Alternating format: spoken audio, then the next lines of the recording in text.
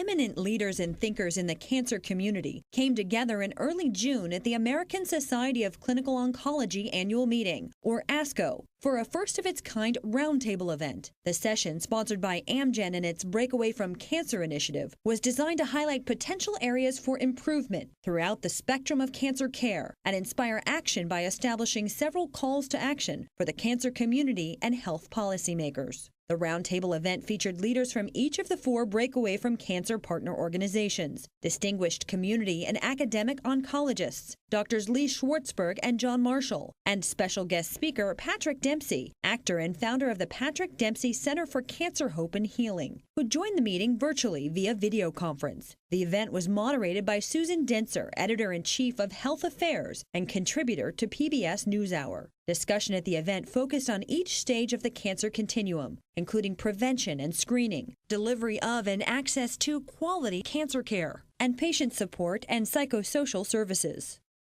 This podcast, the second in the Breakaway from Cancer Striking the Balance series, will focus on the discussion surrounding cancer prevention and screening. Many individuals don't realize the power they possess and are unaware that more than half of all cancers could be avoided by lifestyle choices. Prevention is the one area in which individuals retain the most power and ability to markedly alter the course of their health, if they choose to seek information and heed recommendations regarding cancer prevention and diagnosis. The final podcast will present 10 mandates for change, endorsed and ratified by the partner organizations, which will form a roadmap for future advocacy efforts on behalf of people living with cancer.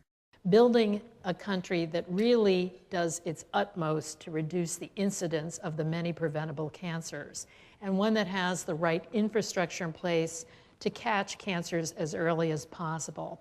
We all know that in the lingo of healthcare, there is primary prevention, which is preventing the disease in the first place. There is secondary prevention, which is screening and early detection. And there's tertiary prevention, which is once you have a disease, preventing a recurrence. All of these are extremely important issues, obviously, in the case of cancer. And our objective tonight is to talk more about how we can strengthen the capacities of individuals as well as our healthcare system and our public health system broadly to make prevention as powerful in the spectrum of cancer care as is, of course, care and treatment. I'm going to start with you, Bo Aldeje, tonight and just ask you, give us a sense of what is the most urgent thing to be accomplished in the prevention realm, and maybe if we could start with primary prevention. What we do about that is educate every single man, woman, and child in this country that he or she has the power to be the architect of his or her own health. The average individual in our estimation does not really understand how much power they have over whether or not they develop cancer. And it's our job to simplify the messages such that they can take those messages and incorporate them into their daily life, their daily routine, and make the healthy lifestyle choices that will reduce their risk of ever getting cancer in the first place. And how much of this do we think can be accomplished by putting more onus on the individual to change versus changing the environment? In essence, we've made enormous strides in smoking. We're now down to 1 out of 5 adults smoking from 1 and 2, but we didn't do that because people read the Surgeon General's warning, right? It happened because we changed the whole environment, the social norms around smoking.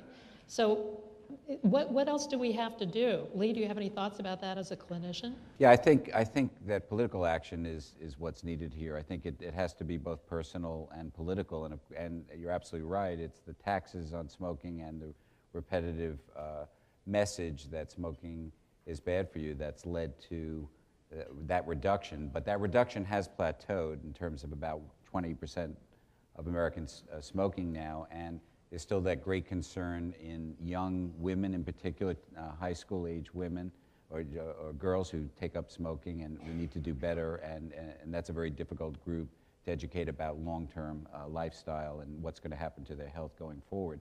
I think we're right when we say that we have to look at this through a political solution as well as a very personal solution. And to the extent that our government can begin to support initiatives that are going to incent Americans to change lifestyle. To the extent the government is going to work with fast food industry to ensure that when we walk in to buy that burger, then we're fully informed of what it is that we're consuming and what that fat count is going to be and what that caloric count is going to be, is going to make a difference. I think the primary prevention issue is a little bit more challenging. One of the things that we're seeing is once someone is diagnosed with cancer, unfortunately that becomes a shocker, and that becomes a real wake-up call about making some sustainable lifestyle and behavior changes. We found that through that education, again, this becomes a real shocker for people. So their ears are perked up as to how they can prevent or reduce their risk of a recurrence of cancer. We've lost our sense of personal responsibility. There's a net out there to catch us. And so our physical behavior, our health, habits and the like, doesn't really matter because they're going to catch us. And so until we sort of shift our sense, and we go back to government and society and policy, until we sort of shift back some of that personal responsibility that you're your own net, I think a lot of these motivations that cancer can bring on, which does really work quite nicely, can be sustained if you know you're going to pay for it on the other end if you don't behave right. I want to move to the area of secondary prevention for a moment, because we know we've been through two storms over the last couple of years, one around mammography, particularly for women 40 to 50, the other one around screening for prostate cancer. And we have demonstrated before us the power of massive confusion to give people a sense that what they once thought was the case may not be the case, and probably the kinds of mixed messages that could have a paralytic effect on a lot of people. There are proposals now, obviously, for a much more integrated, focused way of coming up with a set of public health recommendations that would be evidence-based, that people could really understand, and where all parts of society were speaking with the same voice, whether it were the American Cancer Society or the U.S. Preventive Services Task Force. Is that a utopian vision that we would have everybody speaking on the same page, Nancy, or do you think we could actually get there? I think, Susan, is certainly a goal to which we must strive. I think to the extent that the nation can pull together and come at this issue with a unified voice, there's a real opportunity here for a call to action, because providers have been confused by some of the rulings that have been made in the government sector, nonprofits, and patients are certainly confused. I think we need to change the message, right? Because this has really been very disconcerting. Basically, what the public is hearing is the experts, the gods of Olympus are warring with each other, and they don't understand, because the pronouncement comes down, do this, and then a week later, don't do that, do this, don't do that. We have to change the message and explain to people that, first of all, these are tests that are not perfect. They are good tests, but they can always be better. And number two, that this is science, and science changes over time. Stay tuned for the next podcast in the Striking the Balance series, which will focus on access to quality care for the cancer patient.